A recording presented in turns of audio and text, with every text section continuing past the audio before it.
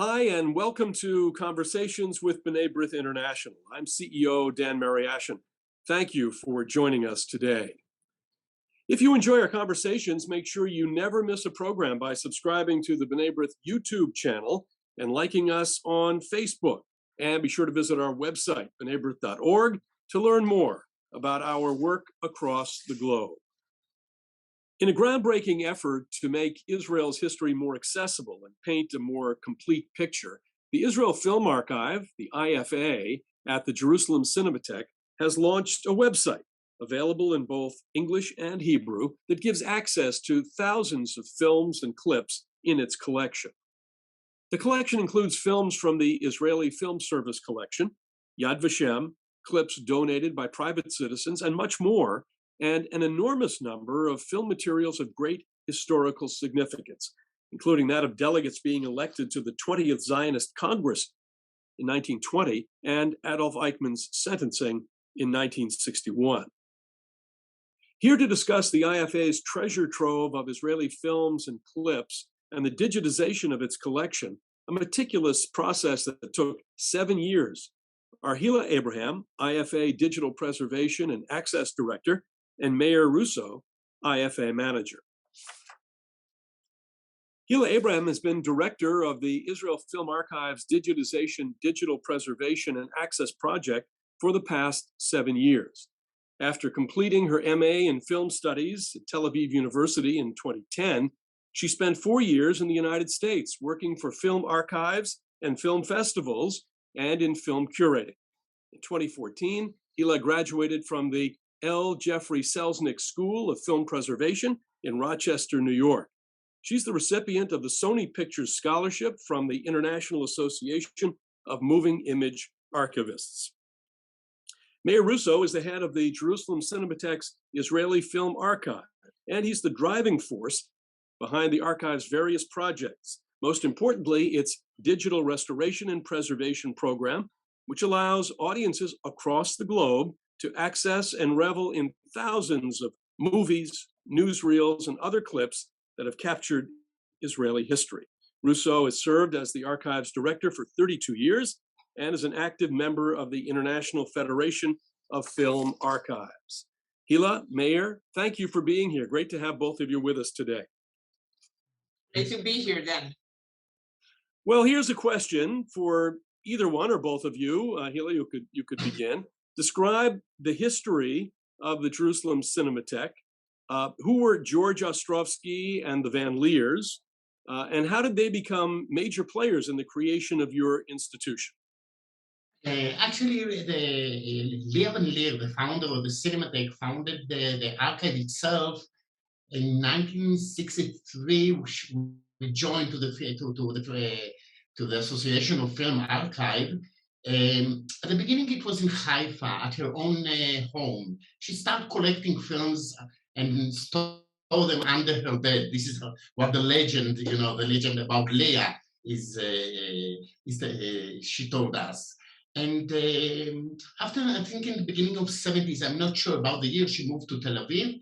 And then the mayor of Jerusalem convinced her, Teddy Cohen at the time, the legendary Teddy Cohen, convinced her to come to Jerusalem and to build and it's not the national, we're not the national film archive, but convince her that it's the right place the film archive should be in Jerusalem. At the beginning, it was in the center of town, but he promised her, I don't know if you're familiar with the location of the Cinematheque, it's just in front of the old city in a beautiful location, and the Jerusalem Foundation, with a lot of support of Ostrovsky family, George Ostrovsky, managed to renovate, the building, to rebuild it, and to adjust the building to a film archive. Not just to the film archive. At the beginning, there was 2 screening halls, and then in 2006, we managed to enlarge the building itself. We added 2 more screening halls, and in addition, we enlarged the archive itself. Just a a word or two more about Teddy Kollek, of course, who was, it was described, I think, once by Rabin as being the greatest builder of Jerusalem since Herod the Great. Yeah. Now, he passed away 28 years ago, and a lot has happened since 1993. But why do you think, I mean, there have been mayors and other, of course, political figures that have taken an interest in archival material, but why do you think it was that Kollek had this real special interest in having this idea of building an archive to tell Israel's story, basically?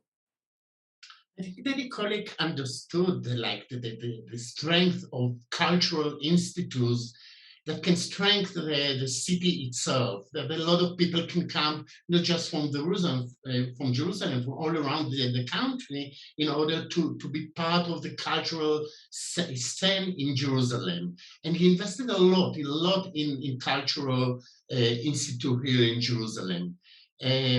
And with his own charm or personality, he managed to convince a lot of people, a lot of even movie stars to come to Jerusalem, to visit the archive itself, and sometimes even to donate to the Cinematheque itself, with his own personal connection to a lot of people all around the world, and especially at the state, of course.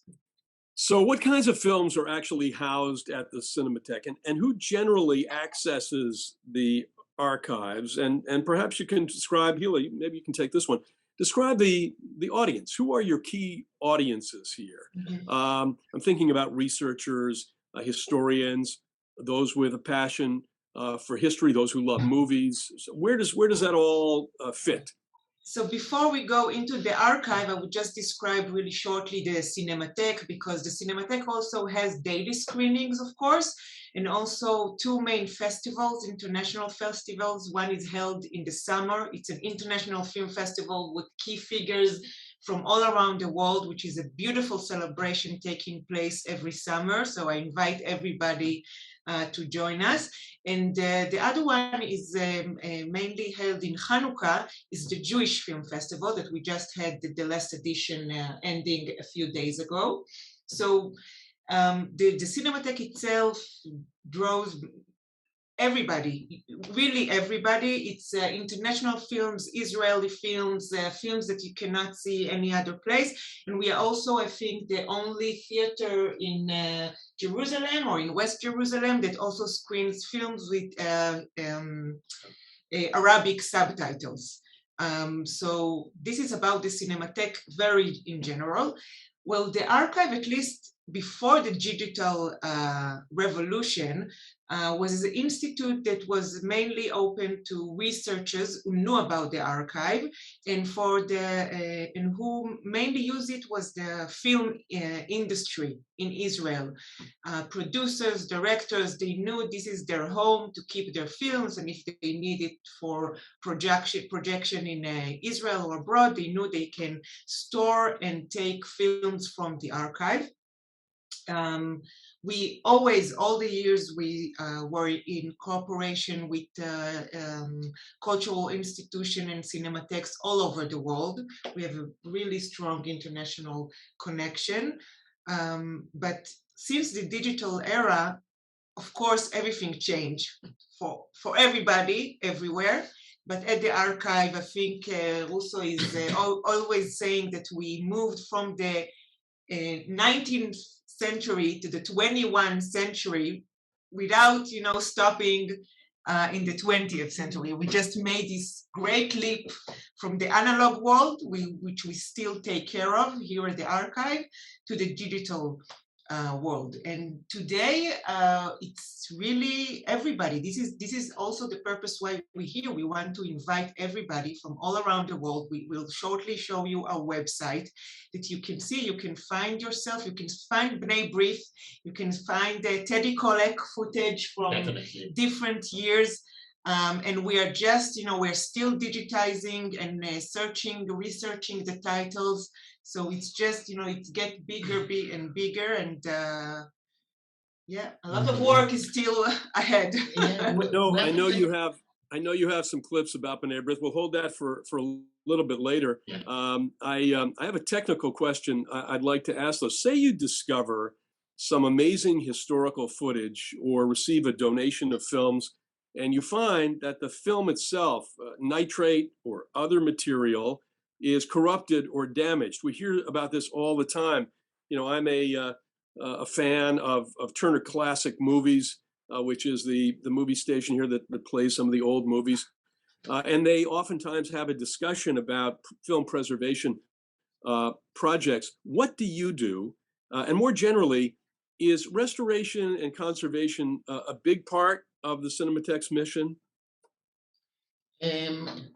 Meir, why don't you start, and then Hila, you can unfortunately, we cannot do a photochemical restoration. We are more into the digital format. So what I can tell you about a very unique story that about 3 months ago, no, 4 months ago, somebody from Philadelphia made a contact with us and told us that he found that a flea market somewhere in the state, a film called in 35 millimeter format that it's called The Fall of Jerusalem.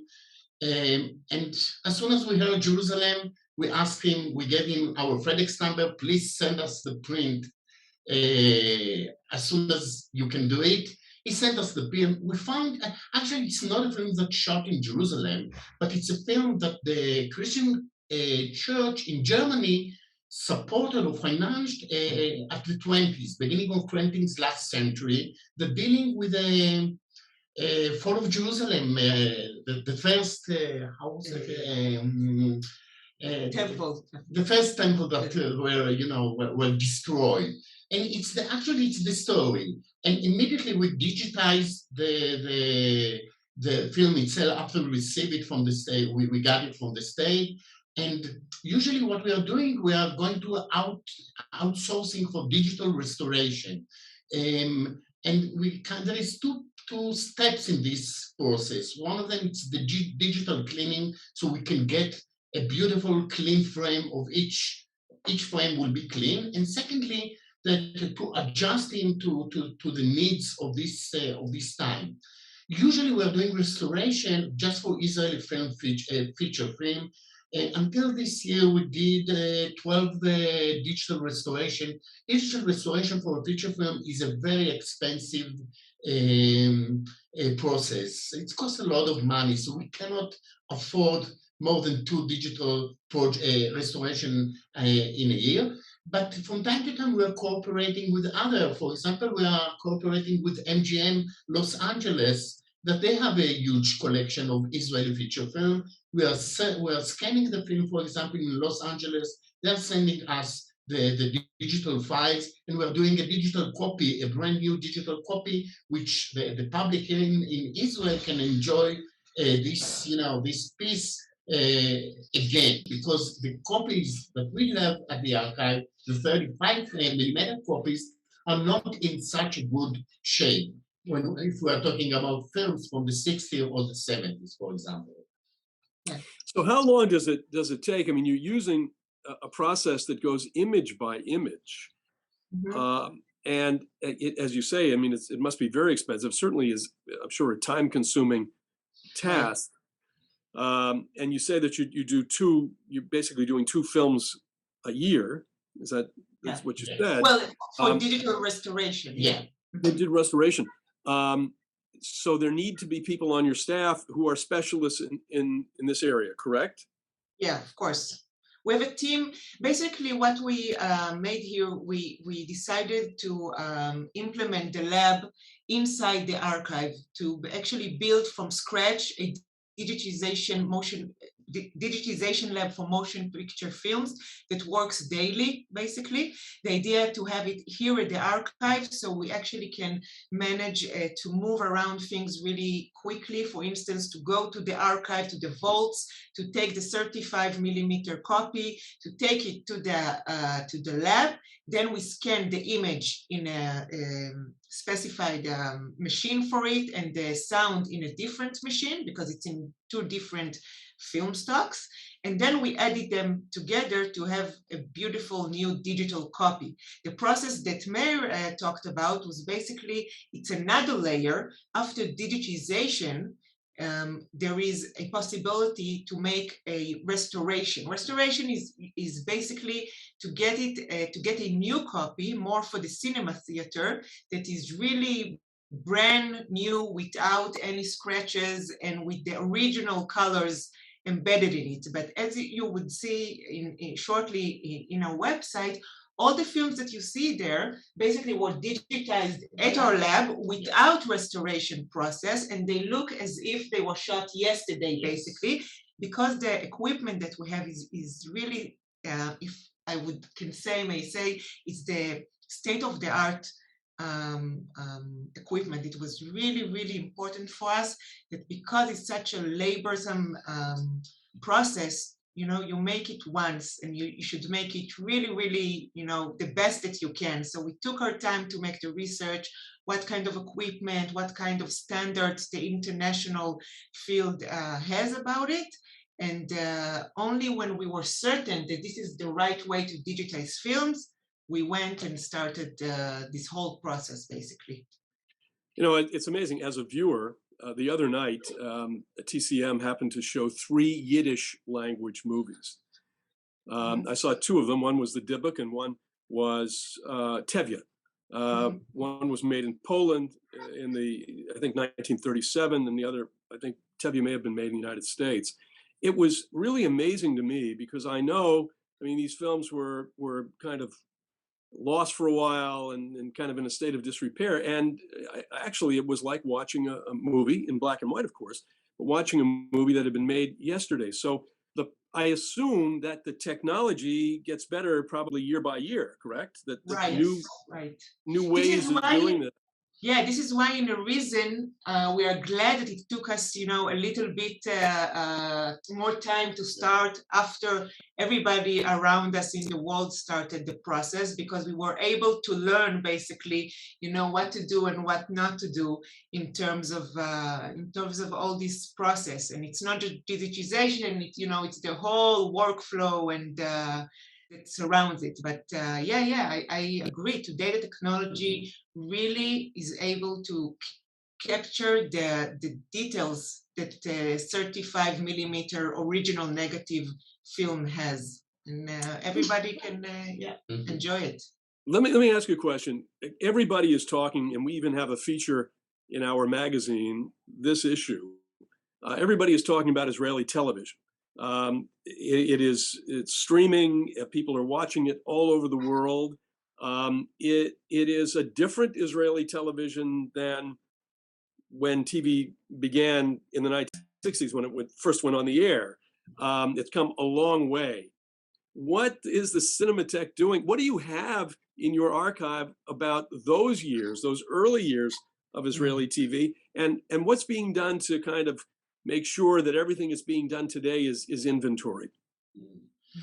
Actually, we have to say, the Israeli TV just started broadcasting just in 1968, right. Which means the public in Israel, whenever they want to see news, for example, to know what's going on in the country, they went to a cinema halls in order to see all the newsreels.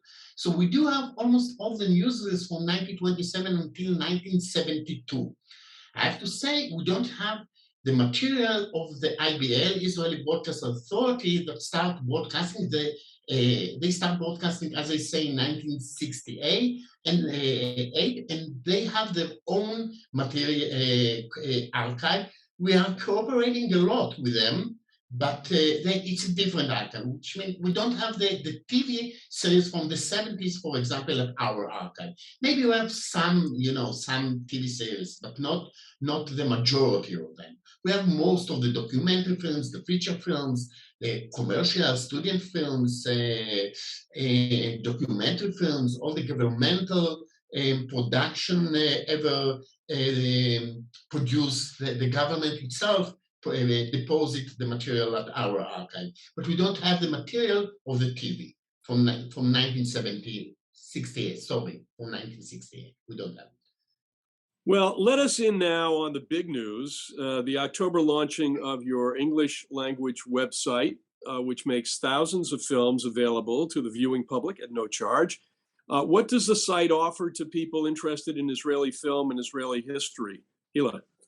Yeah, so before I will show you the website itself, it was a very hard struggle for us, and still is, to think what is our audience. You asked me at the beginning, and it's really, a complicated question for our archive, because we have two kind of audiences. One is, someone who wants to see a film like you watch on Netflix. You want to pick a movie and just watch it from beginning to end.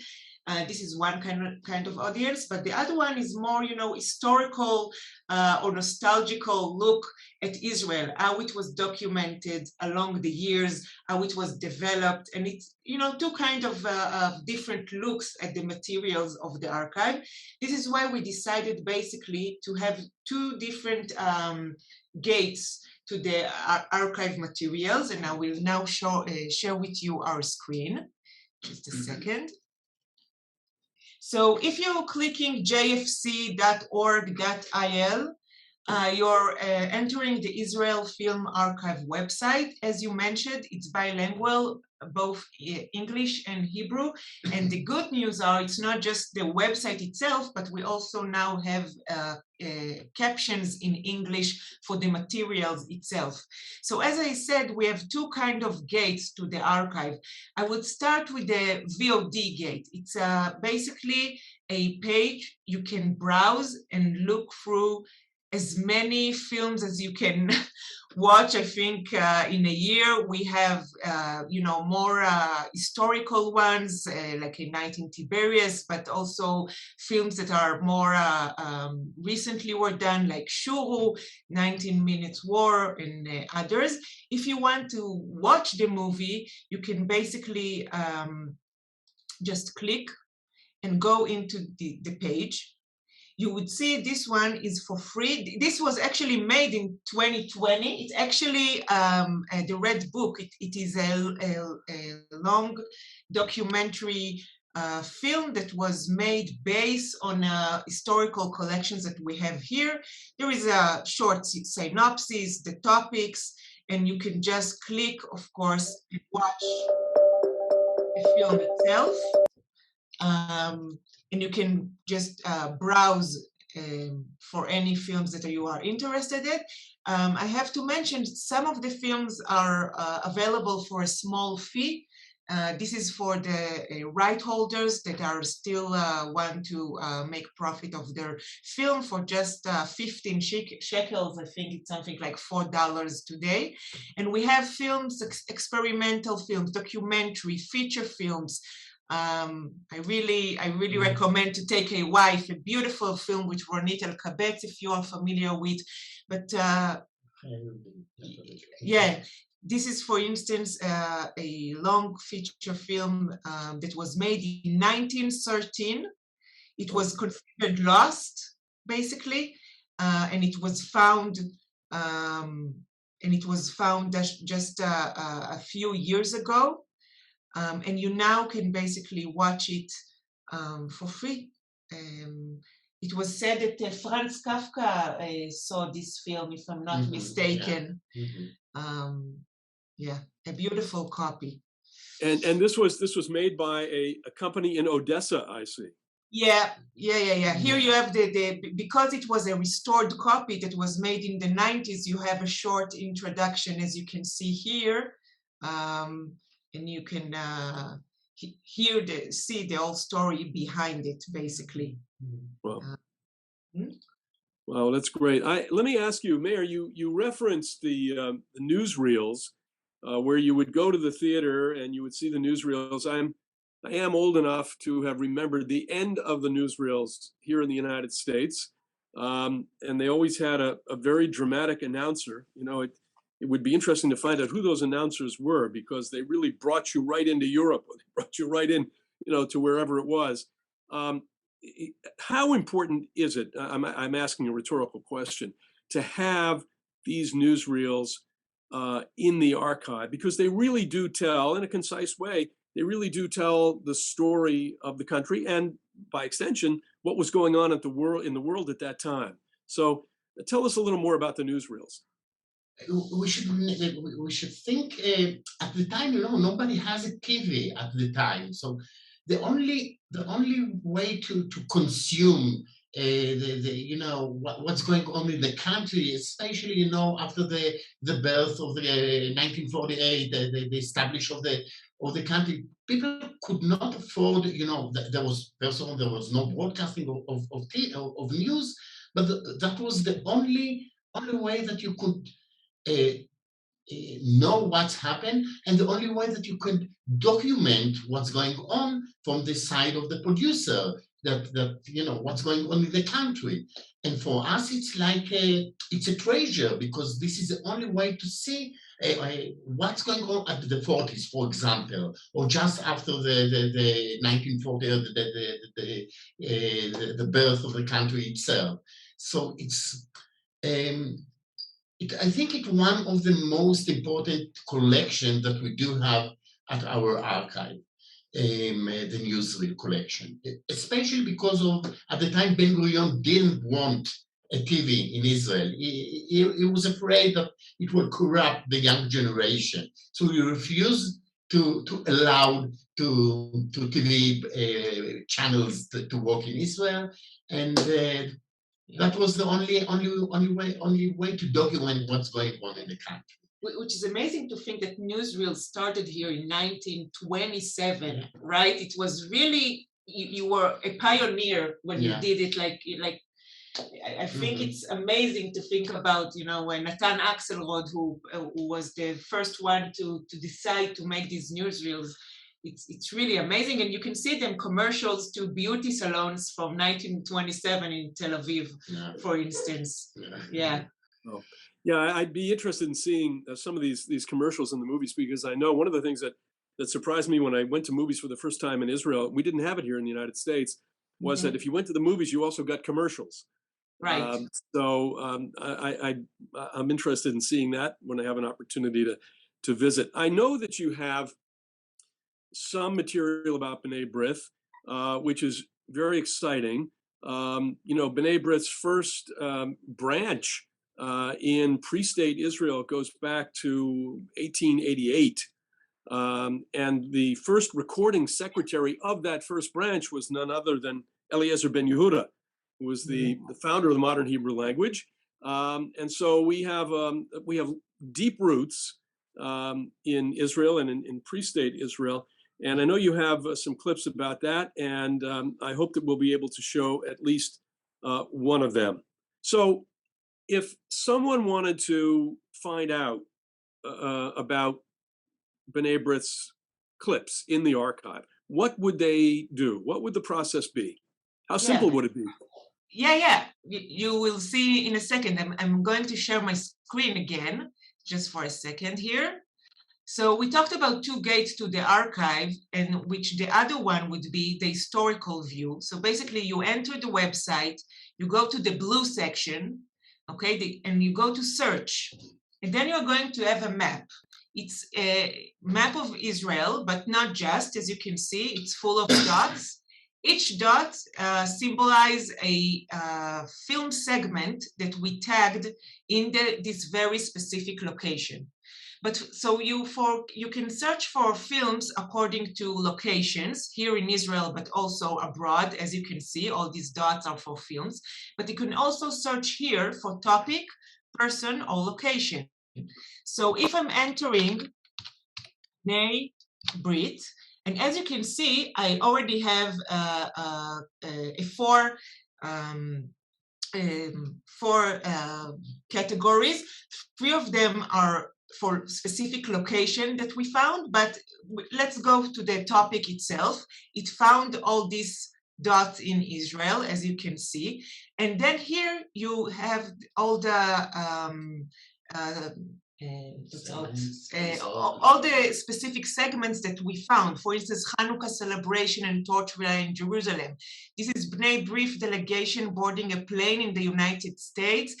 You mentioned Jerusalem, so we can just enter the actual film segment. This is for a home movie, a personal home movie collection actually, Bnei B'rith Library in Jerusalem. It's a very short clip, and it's silent because it's a whole movie. But this is this title just said Bnei B'rith Library. And it's in color, which is amazing because the color those days was really rare. And in general, documentation of very specific places wasn't so profound, as you can see. You can enlarge it. You can have, again, short synopsis, Bnei B'rith Library in Jerusalem, which was also the National Library of First Residence, etc., etc. And of course, you can go back to your results to look for other interesting clips about Bnei B'rith, celebrating in a nursing home, children institution of Bnei B'rith. As you can see, we found a few of them here, an advertisement for Eretz Israel by Bnei B'rith organization and the Israel Jewish National Fund.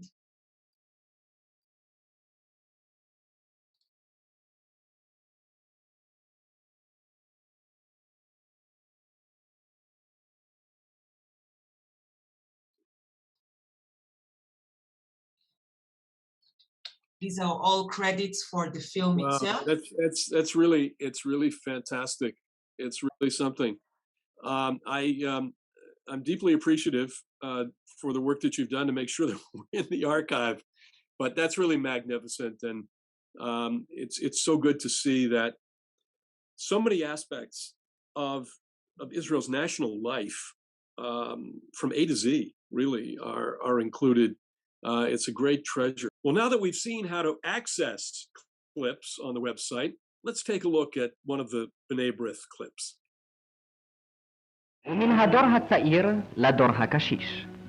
במושב הזקנים הגדול בתל אביב, נשי ארגון בני ברית יום כיבוד הורים סמלי, ומקיימות מסיבה נאה לבני הדור הקשיש.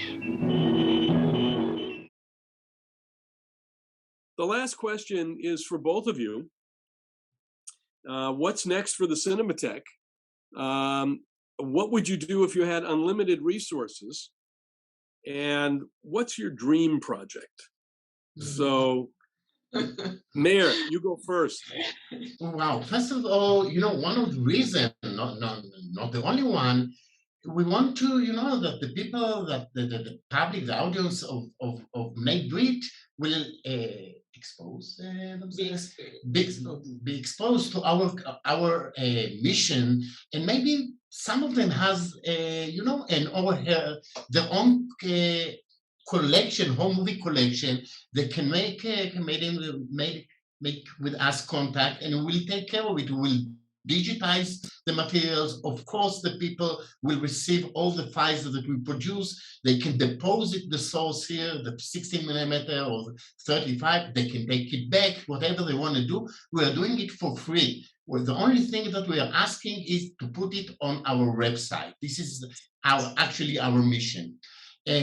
Wow, we have a lot of dreams about the archive, but maybe the point that you mentioned before, doing much more restoration in order that the public will be able to see the films on a wide screen. It's very important to us. After all, we are, a film. We are Cinema Institute.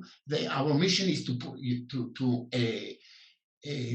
allow the people to have the experience of cinema, not just in a small screen of computer. And I know things changing, and the young generation is consuming in a different way on the mobile phone and etc.